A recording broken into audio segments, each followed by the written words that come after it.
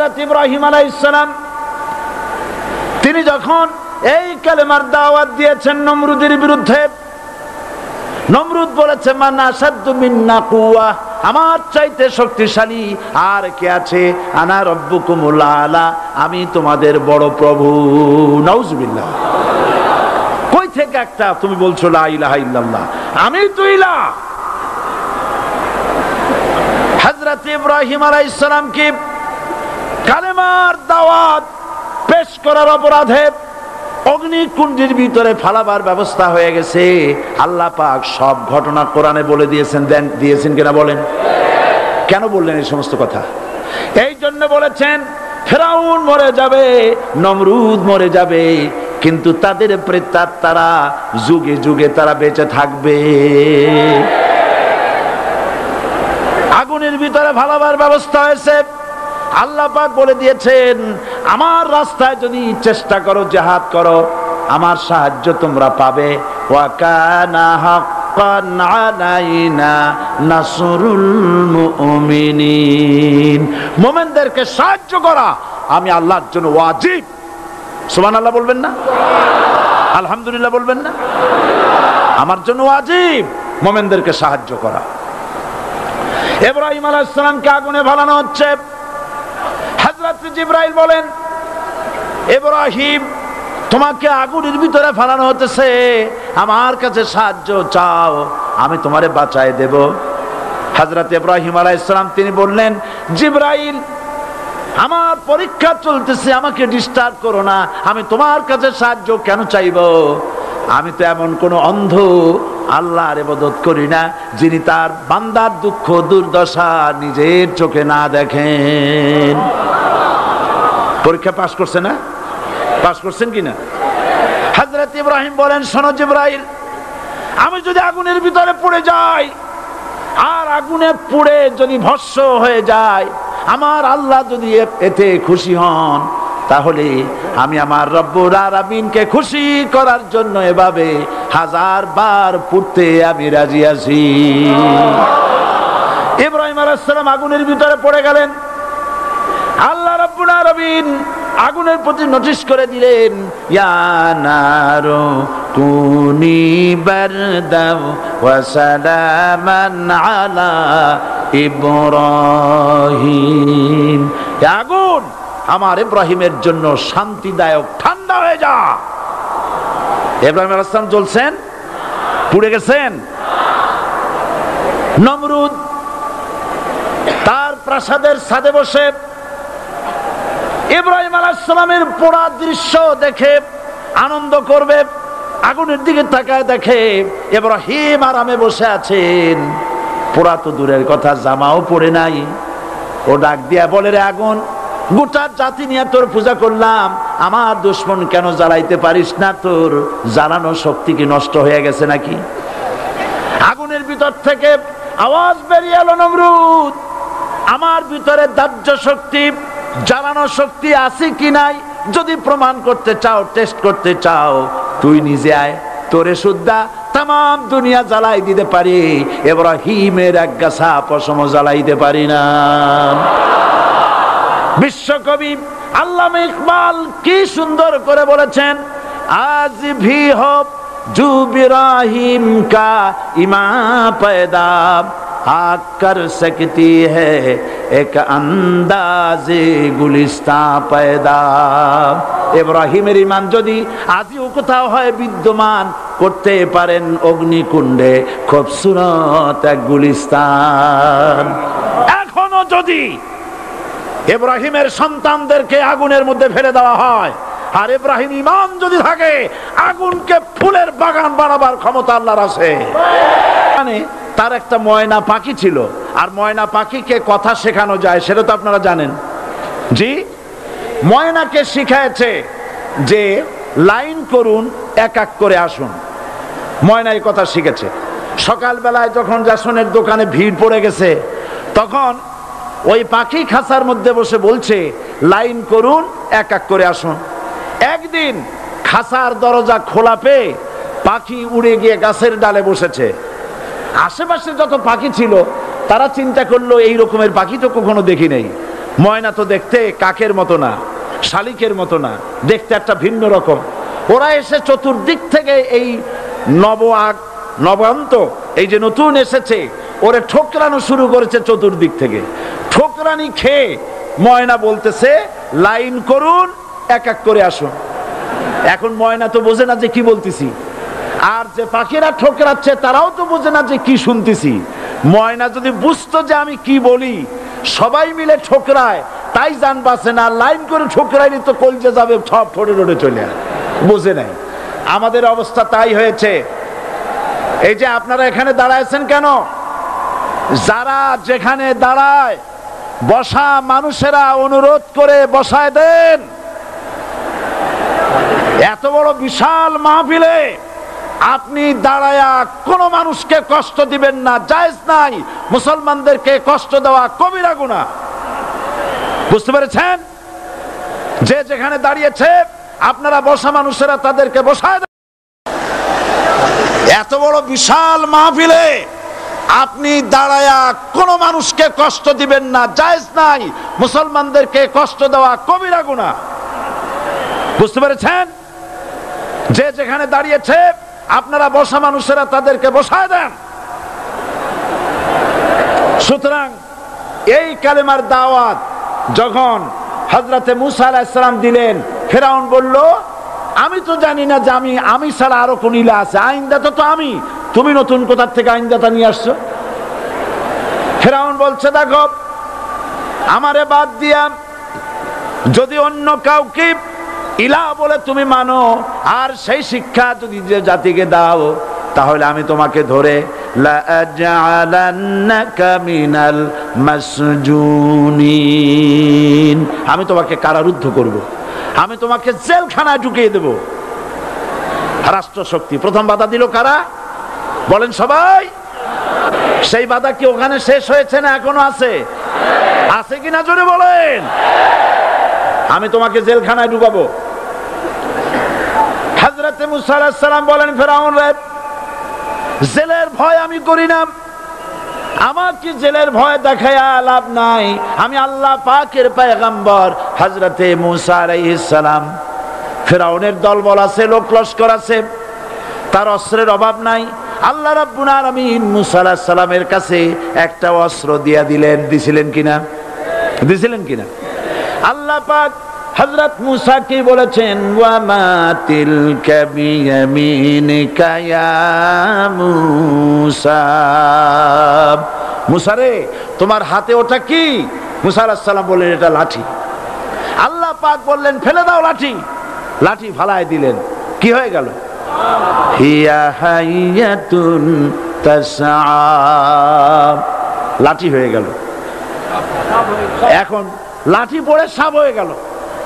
সাপ দেখে নবী হোক, ওলি হোক, সাহাবী হোক আর আলেম হোক, সাপ দেখলে ভয় করে না মানুষের? মুসা আলাইহিস সালাম ভয় পেয়েছে।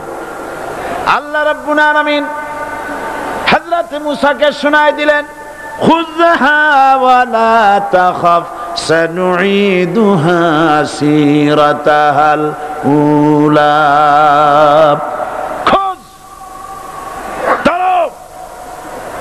লা তাখাফ, ভয় পেও না। আল্লাহ বলছেন ধরো, ভয় পেও না। ধরার সঙ্গে সঙ্গে স্বাভাবিক অবস্থায় ফিরে আসবে, আবার লাঠি হয়ে যাবে। এখন আল্লাহ বলছেন ধরো। মুসা আলাইহিস সালাম কি ভয় পাওয়া উচিত হবে? উচিত হবে? মুসা আলাইহিস সালাম কি ভয় পাইছিলেন? কারণ হচ্ছে এই দুশমনের শক্তিটা খুব বড়ই দেখা যায়, মনে হয় যেন অনেক বড়, কি জানি কি। আল্লাহ পাক বলছেন ইন্না কাইদাশ শায়তানে কানা দাঈফা, শয়তানের চক্রান্ত যতই তুমি মনে করো অনেক ষড়যন্ত্রের জাল বিস্তার হয়ে আছে, আল্লাহ কয় কিছুই না, দাঈফা অত্যন্ত দুর্বল। আল্লাহ পাক বললেন ধরো। মুসা আলাইহিস সালাম সাপ ধরলেন, সঙ্গে সঙ্গে লাঠি হয়ে গেল। ফেরাউন বরদাস্ত করলো না, রাষ্ট্রশক্তির পক্ষ থেকে আক্রমণ শুরু হলো। অপরাধ কি? মুসা আলাইহিস সালামের অপরাধ কি? কি অপরাধ? মাশাআল্লাহ, বুঝতে পেরেছেন। অপরাধ হচ্ছে তিনি বলেছেন লা ইলাহা, জোরে বলেন লা ইলাহা ইল্লাল্লাহ। এই কালেমাকে আজ আমরা ভিক্ষার বুলি বানাইছি। এটা হলো সার্বভৌমত্বের বুলি, এটা হচ্ছে আল্লাহ পাকের সার্বভৌমত্বের কথা। আজ আমরা মানুষের কাছে আমরা শুনি, মানুষেরা ভিক্ষা চায়, লা ইলাহা ইল্লাল্লাহ, এক মুঠ চাউল দেন, লা ইলাহা ইল্লাল্লাহ 10 খান পাই দেন। এই হচ্ছে কালেমার জিকির। আবার কেউ কেউ জিকির করতেছে লা ইলাহা আস্তে, ইল্লাল্লাহ জোরে, এমন জোরে কলব সাফ করে, কলব তাতে থাকলেও পারে গেলেও পারে। এই কালেমার জার, এর আঘাত পয়গম্বররা মেরেছেন। হযরতে মুসা আলাইহিস সালাম যখন বলেছেন লা ইলাহা ইল্লাল্লাহ, এই ধাক্কা ফেরাউন বরদাশত করতে পারে নাই। দরিয়ায় নীলের ভিতরে আল্লাহ পাক ডুবাইয়ে শেষ করে দিয়েছেন, দেন নাই? হযরতে মুসা আলাইহিস সালাম তার উম্মতেরা দরিয়ার পাশে বসে দ্বীনি কথাবার্তা বলতেছেন। এমন সময় ফেরাউন, তার শত্রু হচ্ছে মুসা আলাইহিস সালাম। শত্রু কেন? মুসা কি ফেরাউনের পাকা ধানে মই দিয়েছে নাকি? বলেন আপনারা। তার হালের গরু পিটায় মারছে নাকি? অপরাধ হলো তিনি আল্লাহর জমিনে আল্লাহর আইন প্রতিষ্ঠার কথা বলেছেন। এই শুধুমাত্র এই অপরাধে ফেরাউন তার দলবল নিয়ে 3 দিক থেকে আক্রমণ করেছে। মুসা আলাইহিস সালামের উম্মতেরা ভয় পেয়ে গেছেন। তারা বলছেন ইন্না লামুদরাকুন, আমরা পাকড়াও হয়ে গেছি। 3 দিকে সাড়াশি আক্রমণ, 3 দিকে শত্রু, একদিকে দরিয়া, পালাবার রাস্তা আছে? হযরত মুসা আলাইহিস সালাম ভয় পেয়ে গেলেন, সারেন্ডার করলেন না। হযরত মুসা আলাইহিস সালাম বললেন কাল্লা, কখনো নয়, ভয় পাওয়ার কোনো কারণ নাই। রব্বি সায়াহদিন, অবশ্যই আমার রব আমার জন্য রাস্তা করে দিবেন। ভয় পাইও না, আমার রব রাস্তা করে দিবেন। আল্লাহ রাব্বুল আলামিন হযরত মুসা আলাইহিস সালামকে অর্ডার করলেন, হাতের লাঠি দিয়া দরিয়ার উপরে আঘাত করো। হযরতে মুসা আলাইহিস সালাম দরিয়ার উপর আঘাত করলেন। রাস্তা ছিল দরকার একটার, এক বাড়িতে আল্লাহর হুকুমে লাঠি দিয়ে একটি আঘাত করার সঙ্গে সঙ্গে হযরত মুসার তার সঙ্গী সাথী দরিয়া পার হওয়ার জন্য দরিয়ার মধ্য দিয়ে আল্লাহ 12টা রাস্তা পয়দা করে দিলেন। সে আল্লাহ আছে না নাই? এত আসতে বলেন কেন? ভয় পাওয়ার কারণ আছে? রাষ্ট্র শক্তি বাধা দিয়েছে সমস্ত নবীদেরকে। কেন? নবীদের চরিত্র খারাপ? জোরে বলেন, নবীদের চরিত্র খারাপ? নবীদের চাইতে মাসুম, বেগুনাহ, উন্নত চরিত্রের মানুষ আল্লাহর আকাশের নিচের জমিনের উপরে আর হয় নাই। তোমরা যে সব নেতাদের পিছনে দৌড়াও, অমুকের সৈনিক, নেতা নেতা করে মরো, এইসব নেতা যাদের পিছনে দৌড়াও, এই নেতাগুলি, আমি জিজ্ঞেস করি আপনাদেরকে, এই নেতাগুলি জীবনে একবারও জেনা করে নাই। এ ব্যাপারে অনুসারীরা আপনারা কি নিশ্চিত? মিথ্যা কথা জীবনেও কয় নাই, প্রতারণা করে নাই, ঠাট্টা করে নাই, বিদ্রুপ করে নাই, মদ খায় নাই, মানুষ হত্যা করে নাই। কিসের নেতা?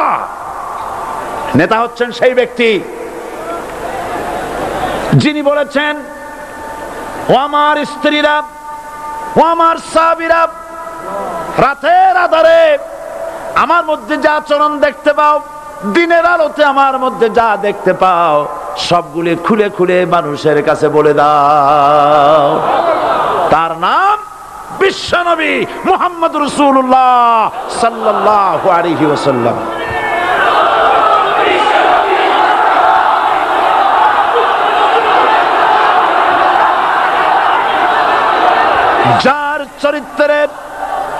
যার চরিত্রের সার্টিফিকেট আল্লাহ রাব্বুল আলামিন নিজে দিচ্ছেন, ওয়া ইন্নাকা লাআলা খুলুকিন আযীম। নবী হে, উন্নত চরিত্রের উপরে আপনি প্রতিষ্ঠিত। সুবহানাল্লাহ। কে সার্টিফিকেট দিচ্ছেন? আযীম, আযীম। আরবিতে চওড়াকে বলা হয় আরিদ, গভীরতাকে বলা হয় আমিক। কত প্রশস্ত, যা মাপার কোনো ফিতা নাই, কত গভীর, যা মাপার কোনো যন্ত্র নাই, এইটাকে আরবিতে বলা হয় আজিম। সুবহানাল্লাহ বলতে ইচ্ছে করে না? ও নবী, তোমার চরিত্র এমন যা মাপার মতো যন্ত্র পৃথিবীতে নাই। এই সার্টিফিকেট দিলেন কে? সমস্ত নবীরাই চরিত্রবান, নবীরা মাসুম বেগুনাহ। সুবহানাল্লাহ বিহামদিহি। সেই নবীরা মার খান নাই? খেয়েছেন কিনা বলেন? কারা মেরেছে? রাষ্ট্র শক্তি। কারা মেরেছে? কারণ নবীরা বলেছেন লা ইলাহা ইল্লাল্লাহ। পড়েন সবাই, লা ইলাহা ইল্লাল্লাহ। আপনিও যদি নবীদের মতো সাহাবীদের মতো বুঝা এই কলেমার দাওয়াত দেন, বাধা আসবেই। বোঝাবুঝির ব্যাপার, বুঝতেই সারলো। কত মাহফিল হয় বাংলাদেশে, হয় না? কোনো বাধা নাই, ঠিক কিনা? কত পূজা হয়, পার্বণ হয়, গান হয়, থিয়েটার হয়, গুনাহগার বিবির গান হয়, কত কিছু হয়। কোনো বাধা আছে? তাফসীরের মাহফিলে বাধা। কারণ ওরা বুঝতে পেরেছে এ তাফসীরের মাহফিলে গাজীর গীত হয় না, এ তাফসীরের মাহফিলে আল্লাহর সার্বভৌমত্ব কায়েমের আন্দোলন চলে।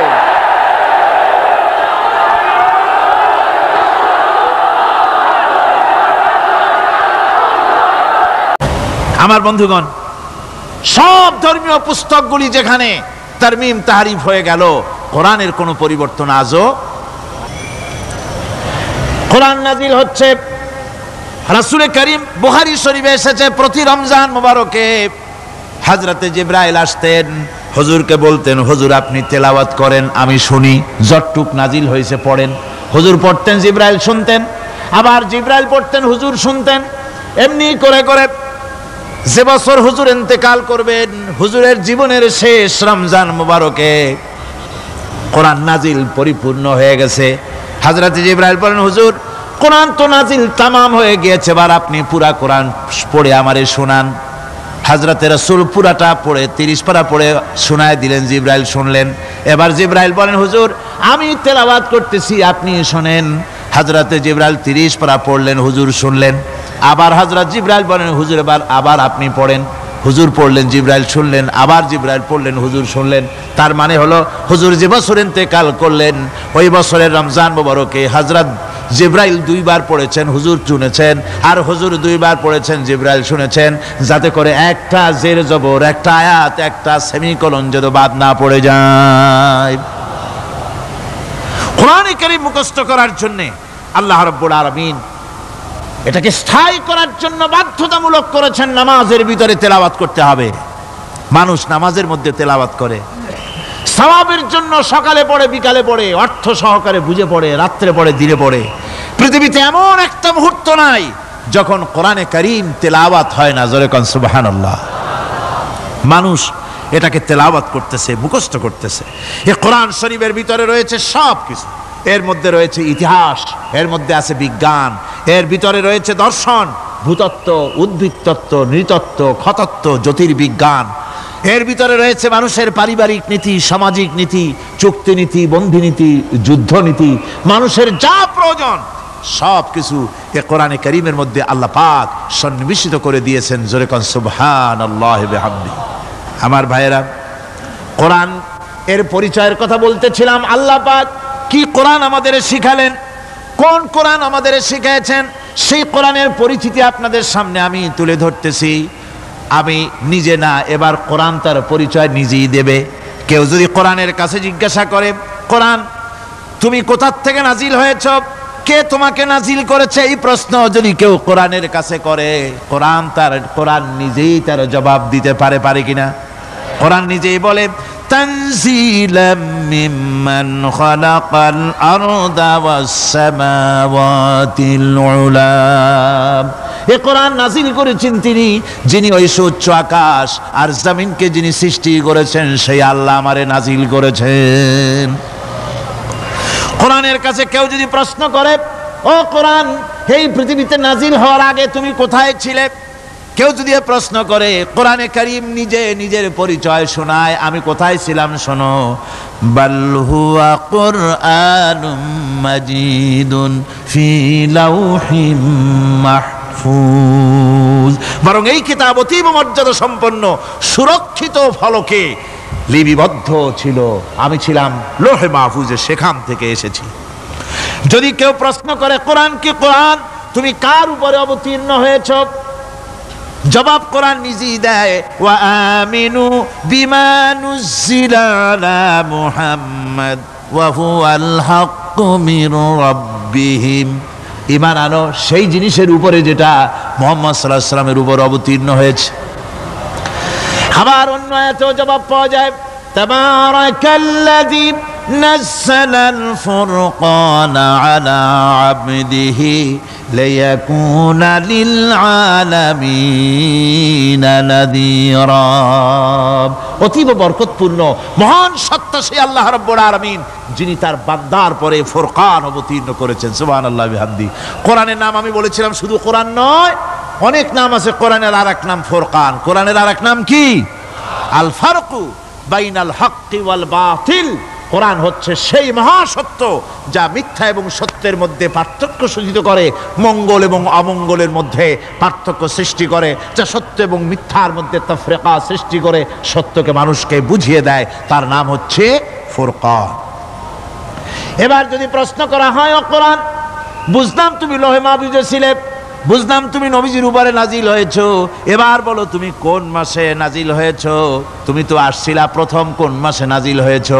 এ প্রশ্ন যদি কেউ করে, কোরআন তার জবাবে বলবে, শাহরু রমাদানাল্লাযী উনজিলা ফীহিল কুরআন, রমজানের পবিত্র মাসে আমি অবতীর্ণ হয়েছি। সুবহানাল্লাহ। যদি প্রশ্ন করা হয়, রমজানে তো আসছো, কিন্তু প্রথম নাজিল হয়েছিল কোন সময়? ওটা কি দিন ছিল না রাত ছিল? কোরআন তার জবাবে বলে, ইন্না আনজালনাহু ফি লাইলাতিল কদর, কদরের পবিত্র রাতে আমি এই পৃথিবীতে আমার আগমন ঘটেছিল। যদি প্রশ্ন করা হয়, বুঝলাম সবই, কেন নাজিল হয়েছে তুমি? এই পৃথিবীতে তোমার আসার উদ্দেশ্য কি? মূল কাজটা কি? এই প্রশ্ন যদি করা হয়, কোরআনে কারীম তার জবাবে বলে, শোনো কেন এসেছি। লিতুখরিজান নাসা মিনাজ যুলুমাতি ইলান নূর, আমার মিশন হচ্ছে গোটা বিশ্ব মানবতাকে পুঞ্জীভূত জমাট বাঁধা অন্ধকারের ভেতর থেকে টেনে বের করে আলোর সন্ধান দিতে, আলোর দিকে আনার জন্য আমি কোরআন নাজিল হয়েছি। গোটা পৃথিবীর মানুষ আছে অন্ধকারের ভিতরে। কিসের মধ্যে? অন্ধকার কি? অন্ধকার হচ্ছে পুঁজিবাদ, অন্ধকার সমাজতন্ত্র, অন্ধকার ধর্ম নিরপেক্ষতাবাদ, অন্ধকার জাতীয়তাবাদ। মানুষের তৈরি করা যত মতবাদ সব কি? জোরে কোন, সবগুলি কি? অন্ধকার। আজকে আসার সময় দেখলাম দেওয়ালে লেখা, সমাজতন্ত্র আমরা প্রতিষ্ঠা করে ছাড়ব। চিন্তা করলাম, যারা লিখছেন তারা কি পাগল না ছাগল? কি আশ্চর্য কথা! যেই মতবাদ পৃথিবীর মাটি থেকে যে দেশে জন্মগ্রহণ করেছে, এই মতবাদ সেই দেশের লোকেরা ঝাঁটা মেরে তাদের দেশ থেকে বিদায় করে দিল, তাদের কাছ থেকে কোদাল হাতি বিদায় করে দিল, পতাকা ছিন্ন ভিন্ন করে জুতার তলে শেষ করে দিল। লেনিন মার্ক্সের তৈরি করা শত সহস্র বিলিয়ন ডলারের মার্ক্সের বইগুলি আগুন দিয়ে জ্বালিয়ে দিল। আর বাংলাদেশের কিছু ছাগল পাগল যে সমাজতন্ত্র এখন টিকায় রাখবো, এটা মাথা খারাপ, পাগল না মাথা গোল বুঝতে পারছি না। আমার বন্ধুগণ, এগুলি সব অন্ধকার। এই অন্ধকারের ভেতর থেকে মানুষগুলিকে টেনে আনবে কোরআন কিসের দিকে? আলোর দিকে। এবার যদি প্রশ্ন করা হয়, বুঝলাম তুমি অন্ধকার থেকে আলোর দিকে নিয়ে আসবে, আলোর দিকে আসলে পরে ফায়দাটা কি হবে? মূল ফায়দাটা বুঝায় দাও, আসল ফায়দা কি হবে তোমারে যদি মানি? কোরআন তার জবাব দেয়, নিজের পরিচয় নিজে তুলে ধরে, ফামান তাবিআ হুদায়া ফালা খাউফুন আলাইহিম ولا هم يحزنون। এই কোরআনকে যদি মেনে চলো, এই কোরআনের আইন যদি মানো, সমাজে মানো, ব্যক্তিতে মানো, পরিবারে মানে, রাষ্ট্রে মানো, জীবনের সব ক্ষেত্রে সমস্ত জায়গায় যদি এই কোরআনকে মেনে চলো, ফালা খাউফুন আলাইহিম, তাহলে তোমাদের কোনো ভয় থাকবে না, ওয়ালা হুম ইয়াহজানুন, কোনো চিন্তাও থাকবে না। কিসের ভয় থাকবে না? কোরআনের আইন মেনে যদি চলো সমাজে ও রাষ্ট্রে, চুরির ভয়, ডাকাতির ভয়, জিনার ভয়, হত্যার ভয়, সন্ত্রাসের ভয়, কোনো ভয় থাকবে না। ওয়ালা হুম ইয়াহজানুন, চিন্তাও থাকবে না। খাওয়া পড়া, শিক্ষা, চিকিৎসা, বাসস্থান, এগুলির কোনো চিন্তা থাকবে না। কোরআনের সমাজে সব কিছুর গ্যারান্টি দেওয়া হবে, সবগুলি পেয়ে যাবে। এখন যদি আবার প্রশ্ন করা হয়, কোরআন বুঝলাম তোমারে মানলে পরে সব ফায়দা হবে, তাহলে এবার জবাব দাও, তোমার ভিতরে কি রাজনীতি আছে নাকি? আমি তো মানুষ, আমার রাজনীতি করা লাগে। ম্যান ইজ সোশ্যাল অ্যানিম্যাল, আমরা তো জঙ্গলের পশু নই, আমরা তো মানুষ। আমাদের সমাজ আছে, আমাদের পৌর নির্বাচন আছে, আমাদের জাতীয় নির্বাচন আছে, আমাদের কলকারখানা আছে, জমিন আছে, আমাদের রাজনীতি, অর্থনীতি, সমাজনীতি আছে, পারিবারিক নীতি আছে, অনেক নিয়ম মালা আছে, নিয়ম নীতি আছে। তোমারে মানলে তোমার ভিতরে কি ওগুলো আছে নাকি, সে কথা বলো।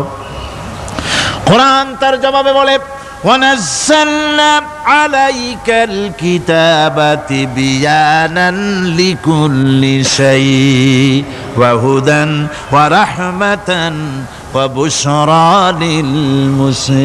لِلْمُسْلِمِينَ। কোরআন জবাবে বলে, শুনে রাখো, শুধু অর্থনীতি, সমাজনীতি নয়, শুধু রাজনীতি আর শিক্ষানীতি, যুদ্ধনীতি নয়, তোমার জীবনে যা কিছু দরকার, ইহকালে যা কিছু দরকার, পরকালে, সব কথাগুলি আল্লাহ রব্বুল আলামিন আমি কোরআনের সিনার ভিতরে খুলে খুলে বর্ণনা করে দিয়েছেন। সব কথা এ কোরআনে কারীমের ভিতরে রয়েছে। তোমার এমন কোনো জিনিস নাই যা তুমি কোরআনে কারীমের মধ্যে পাবে না। তোমার সমস্ত প্রয়োজন আমার বুকের মধ্যে আল্লাহ দিয়ে দিয়েছেন। বিজ্ঞান আছে, দর্শন আছে, ইতিহাস আছে, সব আছে এর মধ্যে। তবে কোরআনের মধ্যে বিজ্ঞান আছে বলে আমি এটাকে বিজ্ঞানের কিতাব বলবো না, দর্শন আছে বলে দর্শনের কিতাব আমি বলবো না, রাজনীতি আছে বলে কোরআনকে আমি রাজনীতির কোনো কিতাব বলবো না। কোরআন তাহলে কি? কোরআন হচ্ছে অর্থনীতি, সমাজনীতি, রাজনীতি, পারিবারিক নীতি, মানুষের জীবনের যা কিছু প্রয়োজন, সমস্ত নীতিমালার নীতি গ্রন্থের নাম হতেছে কোরআনে কারীম। সমস্ত নীতিমালার নীতি গ্রন্থ কোরআন। এখানে রয়েছে সব কিছুর উৎস, যেটা গ্রহণ করলে পরে মানুষ আরামে থাকতে পারবে। অমুসলিম নাগরিক বৃন্দ তাদের নাগরিক মর্যাদা পাবে।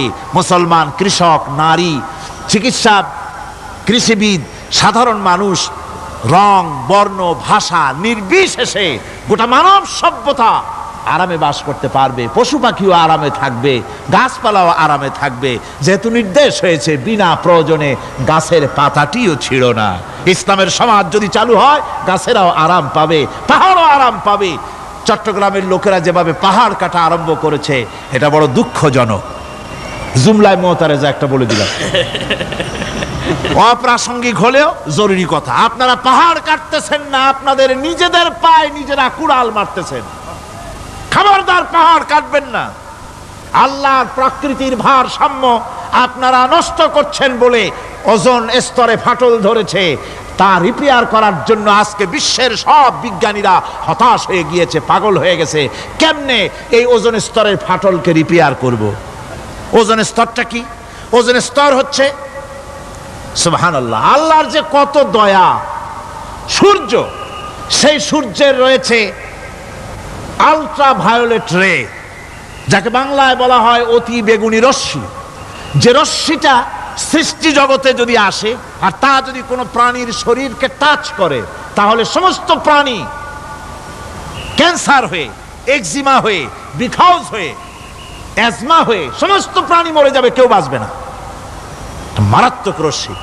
সেই রশ্মিটা যাতে সৃষ্টি জগৎকে টাচ করতে না পারে, সেজন্য আল্লাহ পাক একটা ওজোন স্তর তৈরি করেছেন। ওখানে এসে ওটা বাধাপ্রাপ্ত হয়, পৃথিবীর মাটিতে আসে না। যা কিছু পৃথিবীর মানুষের জন্য, পৃথিবীর জন্য কল্যাণকর, সেগুলি সূর্য থেকে আসতে থাকে। সুবহানাল্লাহি ওয়া বিহামদি। যেটা ক্ষতিকর সেটা আল্লাহ পাক আটকায় রাখেন। এখন সেই ওজোন স্তরে ফাটল ধরল, কেমনে ফাটল ধরলো? ফাটল আমি ধরাইছি। আপনি বলবেন যেটা কেমন কথা, আমি তো ওইখানে যাই নাই, আমি ফাটল ধরাইলাম কেমনে? ওই যে সেই আপনার প্রাইমারি স্কুলে ভিজিট করতে গিয়েছিল ইন্সপেক্টর, তারপরে প্রাইমারি না হাই স্কুল ভিজিট করতে গেছে, যায়া জিজ্ঞেস করছে ছেলেরা কি পড়ছো? বল ইতিহাস। ঠিক আছে, ইতিহাস থেকেই প্রশ্ন করব, বলতো চীনের প্রাচীর কে ভেঙেছে? ছেলেরা জবাব দিচ্ছে না। তুমি বলো, কেউ বলছে না। বেঞ্চের কোনা যে ছেলেটি, সে বলছে সর্বনাশ, কেউ যখন স্বীকার করে না, এটা তো আমার মাথায় আসবে। সব শেষ ইন্সপেক্টর তাকে বলছে তুমি বলো তো কে ভেঙেছে চীনের প্রাচীর? কয় স্যার, গ্রামে আমার দুষ্টমির যথেষ্ট বদনাম আছে, কিন্তু চীনের প্রাচীর ভাঙার মতো দুষ্কর্ম আমি করি নাই। ইন্সপেক্টর খুব রেগে গেলেন, মাস্টারের দিকে তাকালেন, এই বুঝি আপনার ইতিহাস পড়ানো? মাস্টার ইন্সপেক্টরের বিরক্তি ভরা মুখ দেখে বলছেন, স্যার রাগ করবেন না, এসব ছাত্র তো আমার, ওদের অবস্থা তো আমি জানি, আপনি আসছেন ঢাকা থেকে, আপনি জানবেন কি? আমি হলপ করে বলতে পারি আমার ক্লাসের কোন ছাত্র চীনের প্রাচীর ভাঙে নাই। ইন্সপেক্টর রাগ হইয়া চলে গেছে হেডমাস্টারের রুমে, যায় বলছে যে আমি আপনার স্কুলের গ্রান্টকে আমি নাকচ করে দেব, মঞ্জুরি আমি ক্যান্সেল করে দেব। কেন? এই অবস্থা। হেডমাস্টার বলছে স্যার রাগ করবেন না, আপনার জন্য কিছু টাকা পয়সাও রাখছি হাদিয়া, বড় একটা চর্বিযুক্ত খাসিও জবাহ করা হয়েছে, পুকুর থেকে রুই মাছ তোলা হয়েছে। তারপরেও আমার ছাত্ররা, টিচাররা বলার পরেও যদি আপনার সন্দেহ হয়ে থাকে যে আমার ছাত্ররাই ভাঙছে, তো ওই আপনি অসন্তুষ্ট হবেন না, রাগ করবেন না স্যার, ওই প্রাচীর ভাঙতে যা খরচ লাগে আমি কিছু খরচ দেবো, তো আপনি রাগ করেন না। এখন চিন্তা করেন, স্কুলের ছাত্র থেকে শুরু করে হেডমাস্টার পর্যন্ত জ্ঞানের বহর। তো বলতেছিলাম, আমি ওজন স্তরে ফাটল ধরিয়েছি, তার অর্থ এই নয় যে আপনারা গিয়ে ওখানে কুড়াল মারিয়ে ওটারে ভাঙছেন। তাহলে ওটা কি হয়েছে? কোরআনে কারিমে রব্বুল আলামিন বলেন, ওয়ামা আসাবাকুম মিন মুসিবাতিন ফাবিমা কাসাবাত আইদিকুম ওয়া ইয়াফু আন কাসীর। যত বিপদ তোমাদের উপর আরোপিত হয়, সমস্ত বিপদ তোমাদের দুই হাতের কামাই করা। কে বলছেন? আল্লাহ পাক। ওজন স্তরে ফাটল ধরেছে, এটা বিপদ, বিশ্বের সমস্ত মানব সভ্যতা সৃষ্টি জগতের জন্য বিপদ। এই বিপদের জন্য দায়ী পৃথিবীর মানুষ। কিরকম? সেটা হচ্ছে গাড়ির পেছন থেকে যে কালো ধোঁয়া বের হয়, কল কারখানার চিমনি থেকে যে কালো ধোঁয়া বের হয়, এই কালো ধোঁয়াগুলি, তারপরে সমস্ত কেমিক্যাল উইপেন সেগুলি যে টেস্ট করা হয়, তার রিয়াকশন ইত্যাদি, এই কালো ধোঁয়া এবং সমস্ত মারণাস্ত্রগুলি এক্সপেরিমেন্ট করার সমস্ত এই রিয়াকশনগুলি সবগুলি গিয়ে ওই ওজন স্তরে ফাটল ধরিয়ে দিয়েছে। আস্তে করে পাতলা হয়ে এটা ফেটে গিয়েছে, অতি বেগুনি রশ্মি আসা শুরু করেছে। এটাকে বন্ধ করার জন্য বিজ্ঞানীরা আজ মরিয়া হয়ে গিয়েছে। ইনশাআল্লাহ আল্লাহ পাক তার বিজ্ঞানীদের মানুষের মাথায় বুদ্ধি এনে দিবেন, রিপেয়ারও হয়ে যাবে ইনশাআল্লাহ। সবাই বলেন ইনশাআল্লাহ। তাহলে বললাম কেন এ কথাটা? এই জন্য বললাম যে কোরআনে কারীমের মধ্যে আল্লাহ রাব্বুল আলামিন সব কথা বলে দিয়েছেন, কোনো কথা বাদ রাখেন নাই। পাহাড়গুলি ভেঙে আমরা ক্ষতি করতেছি, গাছগুলি কেটে আমরা ক্ষতি করতেছি, প্রকৃতির ভারসাম্য নষ্ট করে দিচ্ছি, ফলে সমুদ্রের পানি স্ফীত হচ্ছে, ভূমিকম্প বাড়তেছে, ঘূর্ণিঝড় হচ্ছে, টর্নেডো হচ্ছে, পৃথিবী বিধ্বস্ত হয়ে যাচ্ছে, ক্লাইমেটের পরিবর্তন আসছে। আজকে পৌষ মাস, এটা কি মাস? কত তারিখ? দেখেন বাংলা ভাষাকে কত মহব্বত করি। যদি বলি আজকে ডিসেম্বরের কত তারিখ, গড় গড় করে মুখস্থ হয়ে যাবে। বাংলারে খুব ভালোবাসি, মাস্টার তারিখ বলতে পারলাম না, দুঃখিত। এই হলো আমাদের ভালোবাসা। আজকে পৌষ মাসের অর্ধেকও শেষ হয়ে যাচ্ছে, অথচ মনে হচ্ছে শীত যেন তার শ্বশুর বাড়ি বেড়াতে গেছে। এই যে অবস্থা, এই অবস্থা শুধু বাংলাদেশে নয়, গোটা পৃথিবীতে ক্লাইমেটের একটা বিরাট পরিবর্তন আসতেছে, একটা বড় রকমের পরিবর্তন আসতেছে। এর কারণ হচ্ছে এই পৃথিবীর মানুষেরা নিজেরাই প্রকৃতির ভারসাম্যকে নষ্ট করে দিয়েছে। এই ভারসাম্য নষ্ট হওয়ার কারণে আবহাওয়ার পরিবর্তন হচ্ছে, সামুদ্রিক জলোচ্ছ্বাস বাড়তেছে, ভূমিকম্প, আগ্নেয়গিরি ইত্যাদি হচ্ছে এবং পৃথিবীর মানুষ বিধ্বস্ত হচ্ছে। বলতেছিলাম এই কোরআনে কারীমের মধ্যে আল্লাহ পাক সব কথা বলে রেখেছেন। যদি জানতাম, বুঝতাম, তাহলে এই অবস্থার সৃষ্টি হতো না। এটা বিজ্ঞানের বই নয়, রাজনীতির বই নয়, সমাজনীতির বই নয়, বরং সমস্ত নীতিমালার উচ্চ, জ্ঞানের উচ্চ হচ্ছে আল কোরআন। জ্ঞানের উচ্চ কি? আরো জোরে বলেন, জ্ঞানের উচ্চ কি? আল কোরআন। পবিত্র কোরআনে এমন এমন ঘটনা আল্লাহ পাক বলেছেন যা ষষ্ঠ শতাব্দীর দুনিয়া এ সম্পর্কে কিছুই জানতো না। অবশ্য কিছু কিছু ঘটনা ইহুদিদের কিতাবে অতিরঞ্জিত আকার এবং বিকৃত অবস্থায় এসেছে, কিন্তু কোরআনে কারীম দুনিয়ার মানুষকে আদম সৃষ্টি, নূহের বন্যা, তারপরে মুসা আলাইহিস সালাম ফেরাউনের ঘটনা, ইব্রাহিম আলাইহিস সালামের নমরুদের ঘটনা এবং ইউসুফ আলাইহিস সালামের কাহিনী সবগুলিকে সুন্দর করে কোরআন শরীফ উপস্থাপনা করেছে রাসূলের মাধ্যমে, যা পৃথিবীর ইতিহাসে কেউ জানতো না। সেগুলি আল্লাহ পাক জানাইছেন কিভাবে? কোরআনে কারীম বলছে, তিলকা মিন আম্বাইল গায়বি নূহিহা ইলাইকা মা কুনতা তা'লামুহা আনতা ওয়ালা কওমুকা মিন ক্বাবলি হাদা। এ হলো সব অজ্ঞাত ঘটনা। সমস্ত ঘটনাগুলি আল্লাহ পাক তার হাবিবকে শুনিয়ে বলে দিলেন, সব অজ্ঞাত ঘটনা যা তুমি জানতে না, তোমার কোনো জানা ছিল না, আমি ওহীর মাধ্যমে তোমাকে সব জানাইছি। ইউসুফ আলাইহিস সালামকে যখন তার ভাইয়েরা কুয়ার মধ্যে ফেলে দিতেছিল তখন তুমি উপস্থিত ছিলে না, এই ঘটনা ওহীর মাধ্যমে আমি জানালাম। মুসা আলাইহিস সালামকে যখন ফেরাউন দরিয়ার ভিতরে ফেলে দিল, সেই সময় তুমি সিনাই পর্বতের পাশে দাঁড়িয়ে সব দৃশ্য লক্ষ্য করনি, অথচ আমি ওহীর মাধ্যমে সব তোমাকে খুলে খুলে বলে দিয়েছি। আল্লাহ পাক সমস্ত ঘটনাগুলিকে বলে বলে কোরআন শরীফের মধ্যে সব সাজিয়ে দিলেন, বলে দিলেন। তিনি বললেন, ওয়ামা কুনতা বিজানিবিল গারবি ইয কাদাইনা ইলা মুসাল আমরা ওয়ামা কুনতা মিনাশ শাহিদিন। ফিরআউন যে মুসার সঙ্গে যে ব্যবহারটা করলো, এ সময় সেখানে তুমি উপস্থিত ছিলে না, আমি ওহীর মাধ্যমে তোমাকে তা জানিয়েছি। কাযালিকা নাকুসসু আলাইকা মিন আনবাই মা ক্বাদ সাবাকা ওয়া ক্বাদ আতাইনাকা মিন লাদুন্না যিকরা। আল্লাহ পাক বলেন, এভাবে আমি আপনার কাছে অতীত ঘটনাবলী ওহীর মাধ্যমে নিখুঁতভাবে আপনার সামনে সব বলে দিয়েছি। আমার ভাইয়েরা, এই বিশ্বলোকে ঊর্ধ্ব লোক সম্পর্কে নির্ভুল তথ্য বর্ণনা আল্লাহ পাক করে দিয়েছেন কোরআনের মাধ্যমে। 1665 খ্রিস্টাব্দে স্যার আইজাক নিউটন তিনি আবিষ্কার করলেন মাধ্যাকর্ষণ শক্তিকে।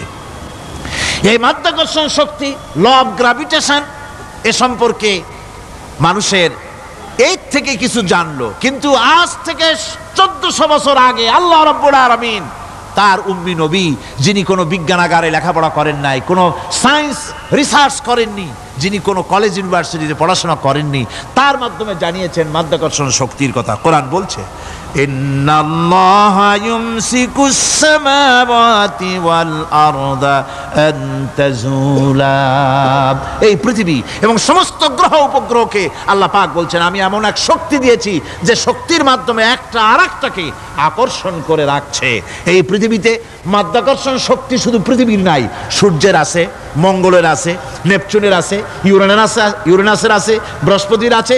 প্রত্যেকটি গ্রহের আলাদা আলাদা মাধ্যাকর্ষণ শক্তি আছে, আর এই শক্তির বলে একটা আরেকটাকে টেনে ধরছে যাতে করে বিচ্ছিন্ন হয়ে না যায়, যাতে করে ধ্বংসপ্রাপ্ত না হয়। এগুলি আল্লাহ পাক এই তথ্যগুলি কোরআনে কারীমের মধ্যে বলেছেন। ফলে মরিস বুকাইলির মতো লোক, যিনি ফরাসি দার্শনিক, তিনি বলেছেন দুনিয়ার সমস্ত বিজ্ঞানীদের থিওরি হচ্ছে এই যে বিজ্ঞানের কোনো থিওরি ফাইনাল নয়।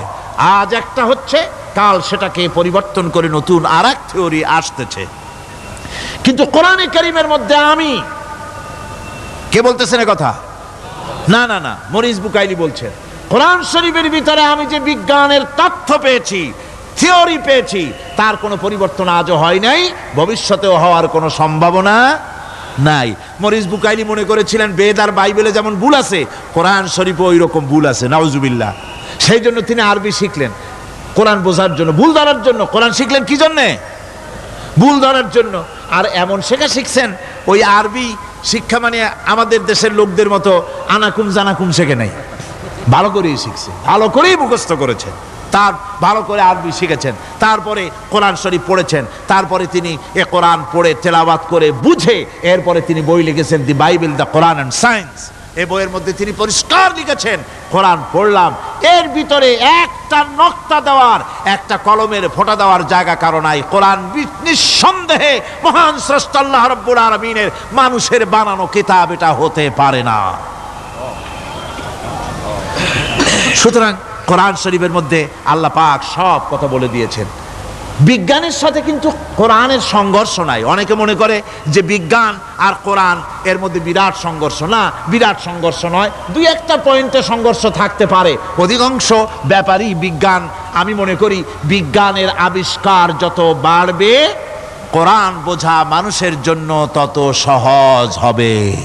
এটা আমার ধারণা, এটা আমার ধারণা।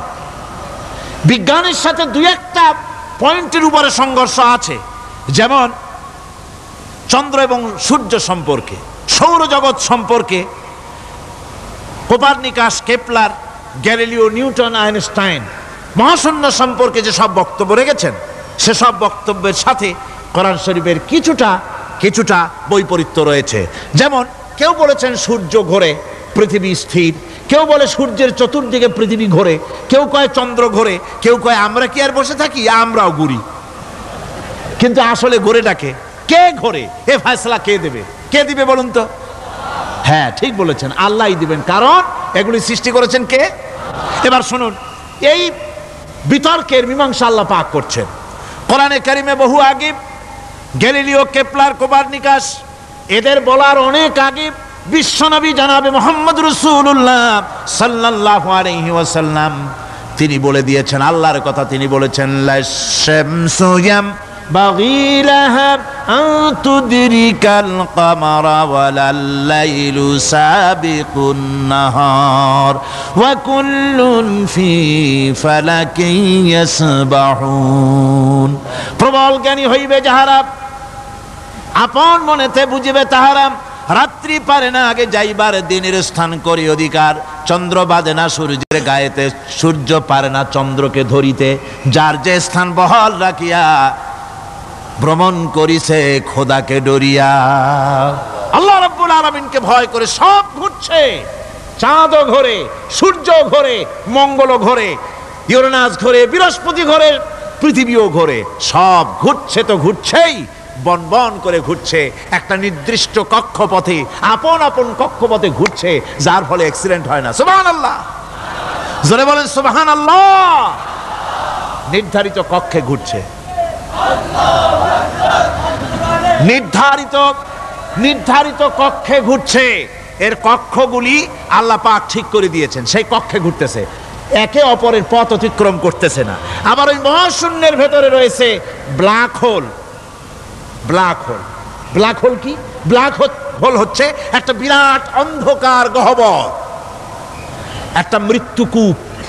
এত বড় বিরাট ব্ল্যাক হোল মহাশূন্যে আছে, বিজ্ঞানীরা হয়রান হয়ে গেছে। তার এত বড় শক্তি, সে শুধু তারা খায় না, কোন তারকা ঘুরতে ঘুরতে যদি তার কাছে এসে যায় তারাকে খেয়ে ফেলে। কোন আলো যদি কাছে আসে, আলো শুষে নিতে নিতে আলো যার থেকে এসেছে সেটাকেও শেষ করে ফেলে। এ ধরনের একটা দারুণ আকর্ষণী শক্তি তার মধ্যে আল্লাহ সৃষ্টি করেছেন। একটা ব্ল্যাক হোল আছে মহাশূন্যের ভিতরে। সূর্য, চন্দ্র, গ্রহ, নক্ষত্র, যে সূর্য পৃথিবীর চাইতে 13 লক্ষ গুণ বড়, এমন 2 কোটি সূর্য খাইয়া হজম করতে পারে, এত বড় ব্ল্যাক হোল আল্লাহ তৈরি করে রেখেছেন মহাশূন্যের উপরে।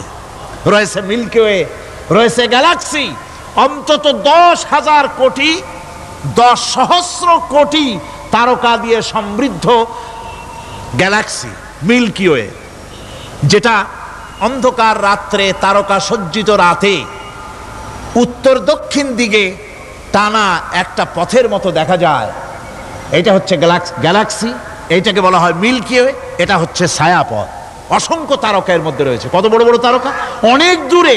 তাই আমরা দেখি বিন্দু বিন্দু, আসলে কি বিন্দু না। কত বড় জানেন? বিজ্ঞানীরা বলেছেন দৈত্যের মতো বিরাট বিরাট তারকা আছে, যে সূর্য পৃথিবীর চাইতে 13 লক্ষ গুণ বড়। এরকমের সূর্যের অন্তত 3 কোটি সূর্য খাইয়া হজম করতে পারে, এরকম অসংখ্য তারকা মিল্কি ওয়ের ভিতরে আল্লাহ সৃষ্টি করেছেন। সুবহানাল্লাহ বিহামদি। সুবহানাল্লাহ। আর মানুষ লাফায়, 4 আঙ্গুল মানুষ খালি লাফ দেয়, মোষ কতগুলো রাখিয়া। কোন আনন্দে লাফাও, কি শক্তি তোমার! মহাশূন্যের তুলনায় এই পৃথিবীর অবস্থান কি জানেন? এই জন্য যত বেশি পড়াশোনা করবেন মাথা নত হয়ে যাবে। কমিউনিস্ট হয় ছাগলেরা, বুদ্ধিমান কোনোদিন কমিউনিস্ট হয় না। কারা কমিউনিস্ট হয়? ছাগলগুলি, যাদের আকল নাই, যাদের জ্ঞান নাই, বুদ্ধি নাই, ওরাই কমিউনিস্ট হয়। কোন চিন্তাবিদ, কোন বিজ্ঞানী কমিউনিস্ট হয় না। মাথা নত হয়ে যায়, আল্লাহর এই সৃষ্টি দেখে পাগল হয়ে যায়। নিঃসন্দেহে আল্লাহ আছেন, নইলে পরে এগুলি হয় কি করে? আমি চিন্তা করে পাই না কমিউনিস্ট হয় কেমনে, কতখানি পাগল হইলে হয়। ছোট্ট একটা রুমাল দেখলে মনে করি কোন তাঁতি এটারে বানাইছে। একটা এই কি জানি কয় মাইক দেখলে মনে করি কেউ এটাকে বানাইছে। টেবিল দেখলে মনে করি কেউ বানাইছে। ফ্রিজ দেখলে মনে করি বানাইছে কেউ। একটা সুই দেখলে মনে করি কেউ এটাকে বানাইছে। আর এই বিশাল পৃথিবী, ওই বিশাল আকাশ, কমিউনিস্টরা কয় এমনি এমনি হইছে। কয় বোতল খায় দৈনিক আল্লাহই জানে।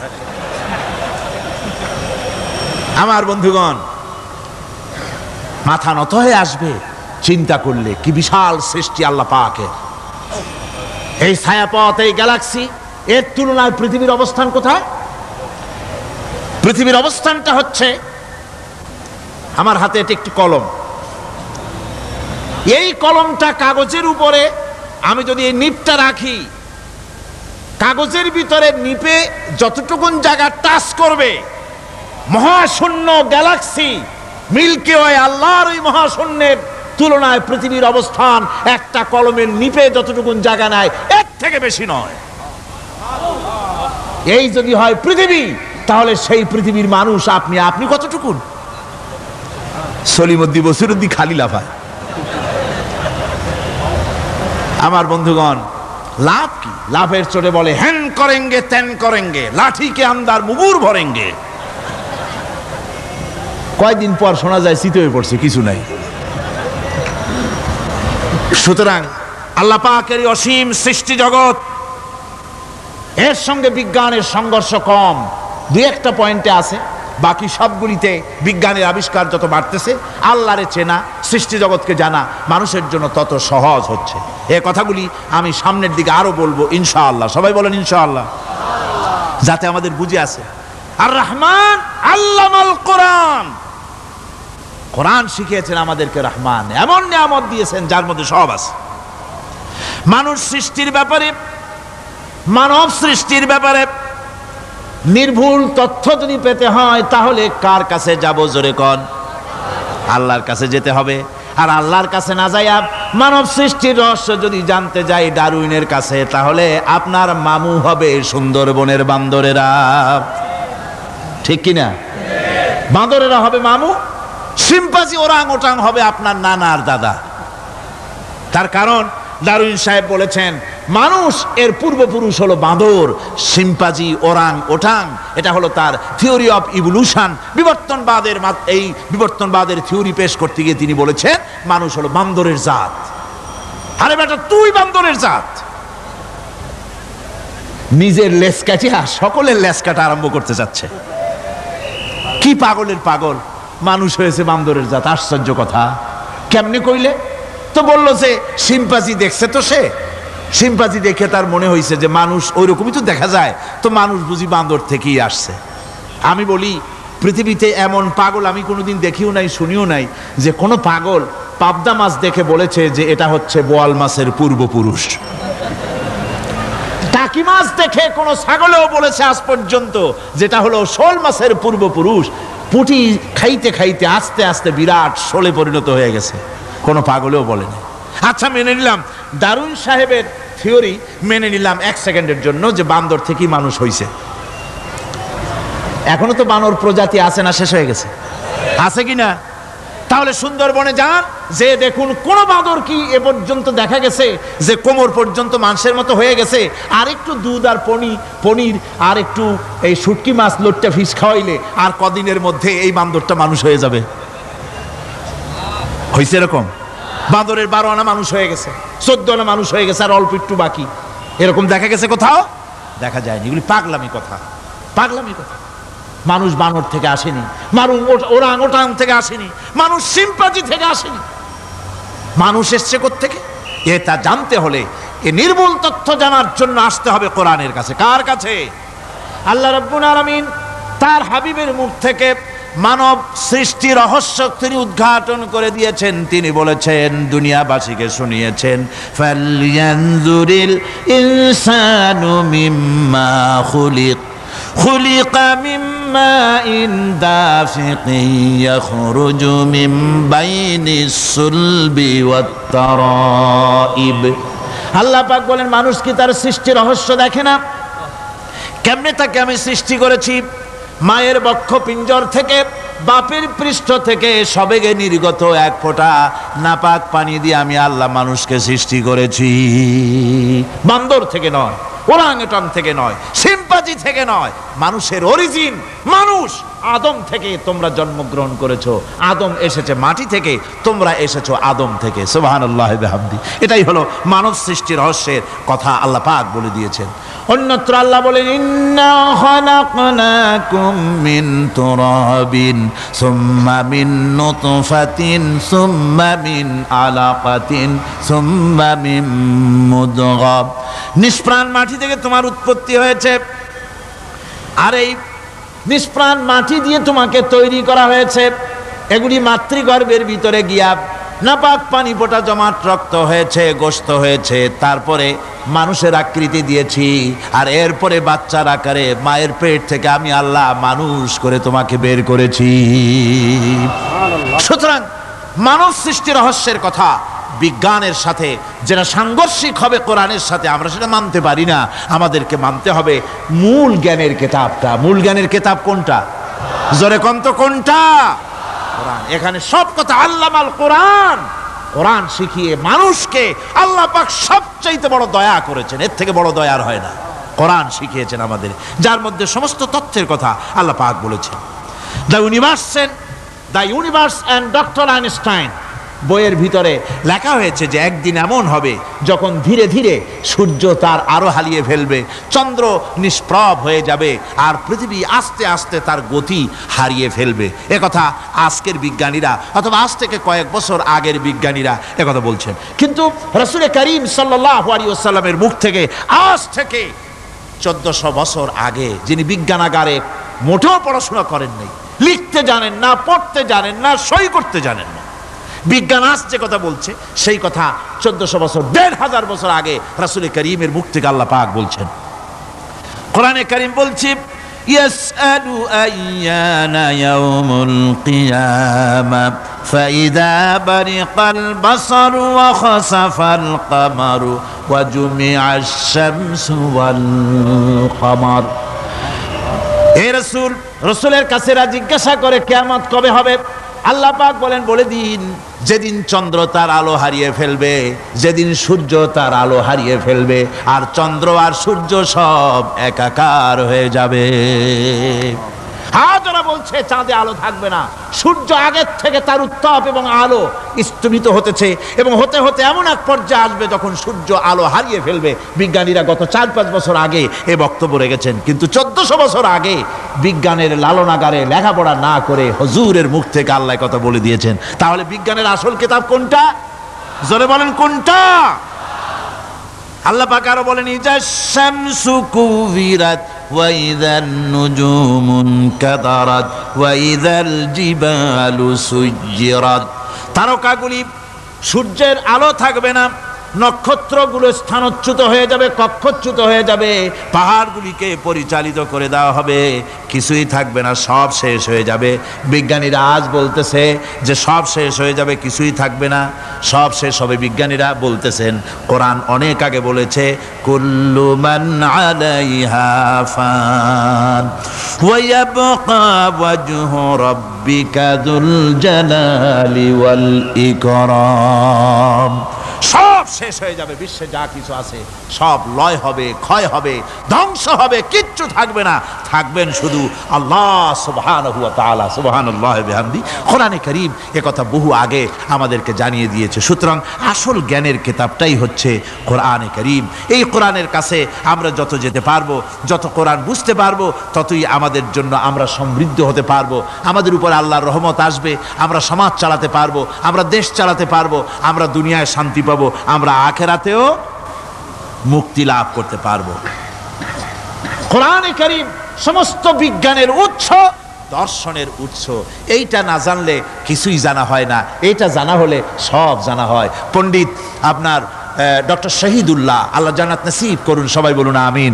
তিনি বলতেন, বড় বড় সেমিনারে গিয়ে বলতেন তিনি, যে আপনারা যারা বক্তব্য রাখতে এসেছেন, জনগণকে বলছি না, যারা বক্তব্য রাখতে এসেছেন, MA পাস করেছেন, ডিগ্রি করেছেন, PhD করেছেন, এভারসিএস করেছেন, বহু কিছু ডিগ্রি আপনারা লাভ করেছেন, নামের আগে 6 হাত লম্বা ডিগ্রি আপনারা লাগাইছেন, আপনারা পণ্ডিত ঠিকই, কিন্তু এই কোরআন শরীফের জ্ঞান যদি আপনাদের না থাকে, আপনারা পণ্ডিত, তবে আপনারা মূর্খ পণ্ডিত। কি পণ্ডিত? কি পণ্ডিত? মূর্খ পণ্ডিত। ওরা বলে যে মৌলবীরা জানে কি, মৌলবীরা জানে কি? আরে ভাই, মৌলবীদের কাছে তো আসল জ্ঞান আছে। সুবহানাল্লাহি বিহামদি। এখানে সবটা আছে। আপনারা এখানে আসেন, এটা বিশ্বাস করলে আপনি সবটা পেয়ে যাবেন। কোরআন বিশ্বাস করতে পারলে, কোরআন জানতে পারলে আপনি সব জানবেন। কোরআনে কারীমের মধ্যে আল্লাহ পাক কত কথা বলেছেন। এর মধ্যে আছে আল্লাহ পাক বলেছেন, আফালা ইয়ানজুরুনা ইলাল ইবিলি কাইফা খুলিকাত। এই যে আমি উটগুলারে বানাইছি, কেমনে বানাইলাম তোমরা কি দেখছো? উট কেমনে বানিয়েছি? মুফাসসিরিনে কেরাম এর উপরে অনেক আলোচনা করেছেন। তারা বলেছেন যে উট মরুভূমির জাহাজ, তারপরে উটের পিঠে একটা চুট আছে, কোন উটের পিঠে 2টা চুট আছে, মাঝখানে বসে একটারে হেলান দিয়ে আর একটা ধরে বসা যায়। আমি দেখছি 2টা চুটওয়ালা উট, আফ্রিকান উট আমি দেখেছি, যে চুট সুবহানাল্লাহ দেখলে অবাক হয়ে যেতে হয় যে আল্লাহর কি কুদরত। উটের পৃষ্ঠে 2টা চুট, মাঝখানে আপনি বসবেন, পিছনেরটা একটা সোফা সেটের মতো, পিছনে হেলান দিলেন, আর সামনে যখন সে মরাল সম চড়াই উত্তরাই পথ দিয়ে নামা ওঠা করবে, তখন আপনি যেন পড়ে না যান সেজন্য সামনেরটা বুকের সাথে জড়ায় ধরবেন। এরপরে কি সৃষ্টি আল্লাহর, সুবহানাল্লাহি বিহামদিহি। জিরাফগুলি দেখুন, জিরাফগুলি তার মাথা কত বড় উঁচা। লন্ডন জুতে জিরাফ দেখলাম, সেই জিরাফের দেহ থেকে তার মাথাটা 22 ফিট উঁচা। মানে সে যদি নিচে দাঁড়ায়, 3 তলা বিল্ডিং এর ছাদের উপরে নাস্তা দিলে তো নিচে দাঁড়ায় খাইতে পারে, এই অবস্থা। সেই জিরাফে পানি খাবে কেমনে? মাথা হলো অত উঁচায়, পিছনের ঠ্যাং 2টা খাটো, সামনের ঠ্যাং 2টো উঁচা, এখন পানি খাবে কেমনে? ওই মাথা নামাইতে গেলে ঠ্যাং তো অনেক উঁচা।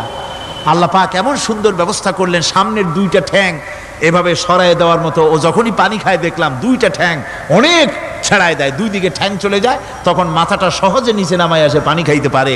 এই সুযোগগুলি আল্লাহ সুবহানাহু ওয়া তাআলা তিনি করে দিয়েছেন। ওমা কুন্না আনিল খালকি গাফিলিন, আমি আমার সৃষ্টি জগৎ সম্পর্কে অমনোযোগী নহি। সুবহানাল্লাহি বিহামদিহি। ভল্লুকগুলি কি বিরাট বিরাট একটা ভল্লুক। শ্বেত ভল্লুক দেখেছি, কৃষ্ণ ভল্লুক দেখেছি, হাঁটতেছে মনে হয় যেন পায়ের তলায় হাফসুল করা, ঠিক জুতা পায়ের তলাটা যেমন দেখা যায় ওই রকমের তলাটা, গায়ে একেবারে পশম। ওই বরফের দেশে থাকতো, সে শীত কষ্ট না পায়, সেই জন্য আল্লাহ একটা কম্বল ওর গায়ে জড়ায় দিয়েছে, অটোমেটিক কম্বল। সুবহানাল্লাহি বিহামদিহি। তো উট, আল্লাহ বলছেন উট কেমনে বানাইছি দেখছো? আফালা ইয়ানজুরুনা ইলাল ইবিলি কাইফা খুলিকাত। উট বানালাম কেমনে দেখেছিস? মানুষ অবাক হলো, আল্লাহ এত কথা থুইয়া উটের কথা বলছেন।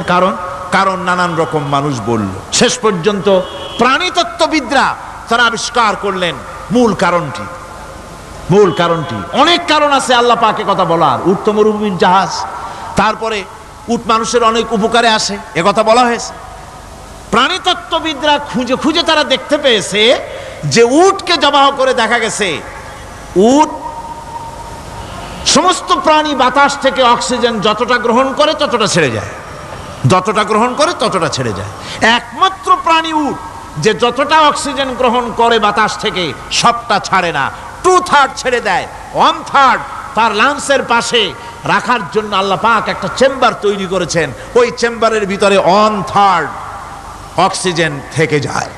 কারণ পানিও রেখে, তার পানি রাখার জন্য রিজার্ভ ট্যাঙ্কি আছে, একটা ভেতরে একটা রিজার্ভ ট্যাঙ্কি আছে, অক্সিজেন রাখার একটা চেম্বার আছে। এগুলি কেন? এই জন্য যে মরুভূমির ভিতরে সাইমুম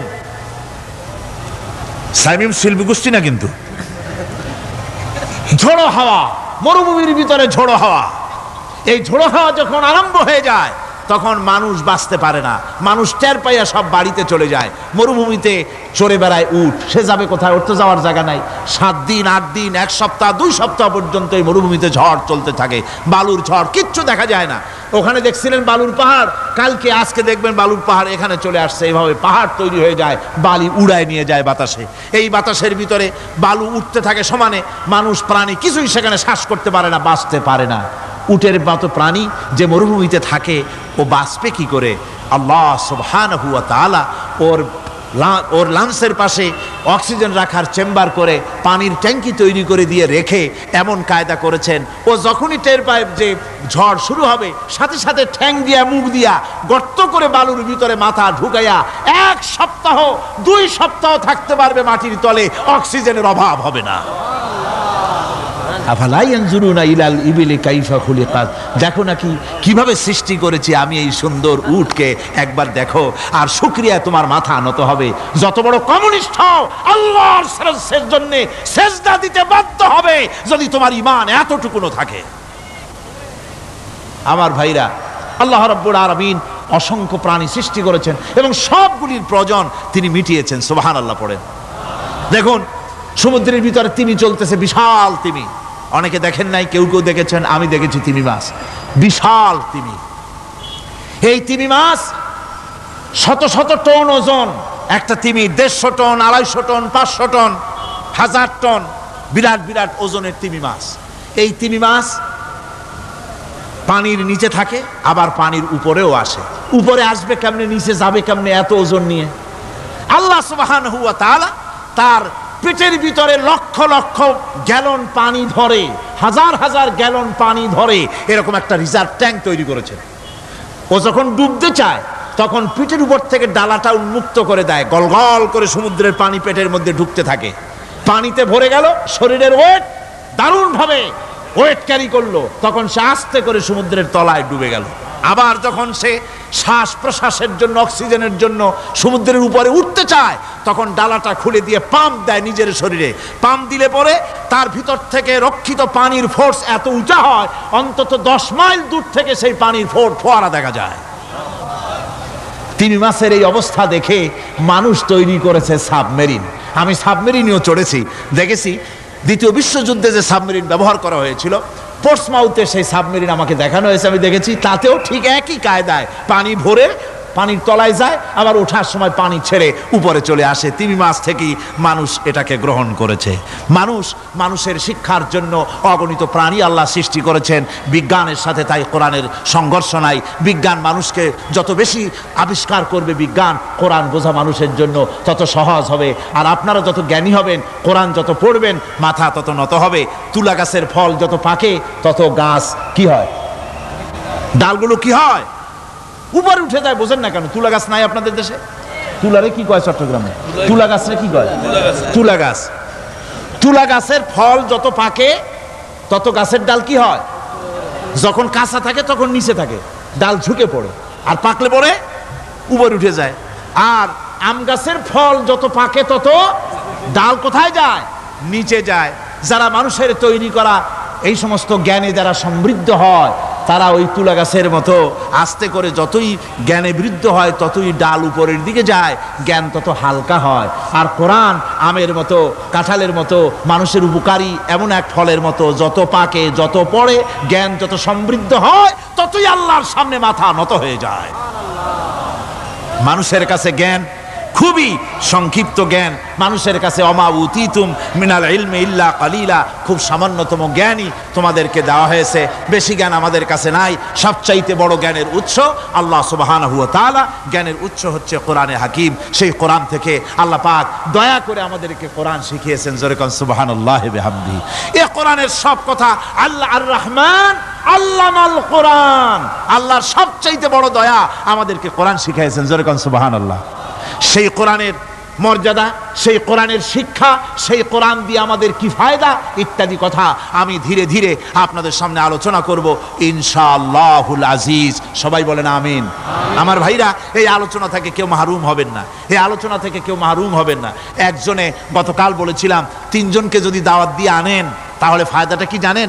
আপনার দাওয়াতে একটা ভাই যদি অতিরিক্ত আসেন এ মাহফিলের মধ্যে ওয়াজ শোনার জন্য, কোরআন শুনলেন, কোরআনের দিকে আকৃষ্ট হলেন, নামাজি হলেন, দিনদার হলেন, পরেজগার হলেন, আপনি মরে যাবেন, কিয়ামত পর্যন্ত এই সব আল্লাহ পাক আপনার আমলনামায় লিখে দিবেন। জোরে বলেন আমিন, আরো জোরে বলেন আমিন, আল্লাহুম্মা আমিন। ربنا ظلمنا أنفسنا وإن لم تغفر لنا وترحمنا لنكونن من الخاسرين ربنا لا تزغ قلوبنا بعد إذ هديتنا وهب لنا من لدنك رحمة إنك أنت الوهاب ربنا العالمين। হাজার হাজার মুসলমান নরনারী দীর্ঘক্ষণ ধরে তোমার কোরআনের কথা শুনেছি, মেহেরবানি করে সওয়াবটুকুন রাসূল করিম সাল্লাল্লাহু আলাইহি সাল্লামের রূহ মুবারকে পৌঁছে দাও।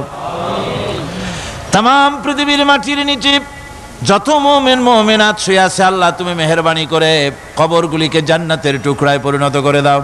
আমাদের মা বাপ যাদের দুনিয়া থেকে বিদায় হয়ে গেছে আল্লাহ দয়া করে তাদেরকে জান্নাতবাসী করে নিও। রব্বিরহামহুমা কামা রব্বায়ানি সগীরা রব্বিরহামহুমা কামা রব্বায়ানি সগীরা। হায় আল্লাহ তাআলা এই মাহফিলের আয়োজন যারা করেছেন ইসলামী সমাজ কল্যাণ পরিষদকে তুমি মঞ্জুর করে নিও আল্লাহ রাব্বুল আলামিন। तमाम পৃথিবীর বুকে মুসলমানেরা যত জায়গায় বিপদে আছে, মুসিবতে আছে, আল্লাহ তুমি দয়া করে মেহেরবানি করে বিপদগ্রস্ত মুসলমানদের হামি ও নাসির হয়ে যাও রাব্বুল আলামিন। এই মাহফিল আরো 3 দিন এখানে হবে বলে আমাদের প্রোগ্রাম রয়েছে আল্লাহ, বাকি 3 দিন তোমার কুদরতি নিজাম দিয়ে তুমি এটাকে পরিচালিত করে দিও আল্লাহ রাব্বুল আলামিন। এই মাহফিল যারা আয়োজন করেছেন এবছর দারুণভাবে ঋণগ্রস্ত হয়ে তারা এই মাহফিলের ব্যবস্থা করেছেন আল্লাহ তুমি দয়া করে তাদের ঋণ পরিশোধ করার মতো তৌফিক দিয়ে দিও। তোমার বান্দাদের দিল তাদের দিকে মাইল করে দিও রাব্বুল আলামিন। এই মাহফিলের যিনি মুরব্বী হযরত মাওলানা শামসুদ্দিন সাহেবের জন্য গতকাল দোয়া করেছি, আজও করছি, গত বছরও করেছি। তোমার কাছে আমরা কাঁদতেই থাকবো, দোয়া করতেই থাকবো, যেহেতু তোমার দরজা ছাড়া আর বান্দার কোনো দরওয়াজা নাই রব্বুল আলামিন। তুমি মেহেরবানি করে আমাদের এই ভাইকে দয়া করে চক্ষুষ্মান করে দাও, তার দৃষ্টি শক্তি দয়া করে তুমি ফিরিয়ে দাও রব্বুল আলামিন। তুমি তোমার বান্দাদের দোয়া তোমার দরবারে মঞ্জুর করে নাও। মা বোনেরা কষ্ট করে প্রতিদিন আসেন, আয় আল্লাহ মা বোনদেরকেও হেদায়েত নসিব করে দাও, মা বোনদের যাতায়াত আসান করে দাও, আর তাদেরকে তোমার দিন বুঝে দিনের রাস্তায় চলার তৌফিক দিয়ে দিও। রব্বানা তাকাব্বাল মিন্না ইন্নাকা আনতাস সামিউল আলিম ওয়া তুব আলাইনা ইন্নাকা আনতাত তাওয়াবুর রহিম। সুবহান রাব্বিকা রাব্বিল ইজ্জাতি আম্মা ইয়াসিফুন ওয়া সালামুন আলাল মুরসালিন আলহামদুলিল্লাহি রাব্বিল আলামিন। বিহাক্কি লা ইলাহা ইল্লাল্লাহু মুহাম্মাদুর রাসূলুল্লাহ। আসসালামু আলাইকুম ওয়া রাহমাতুল্লাহ।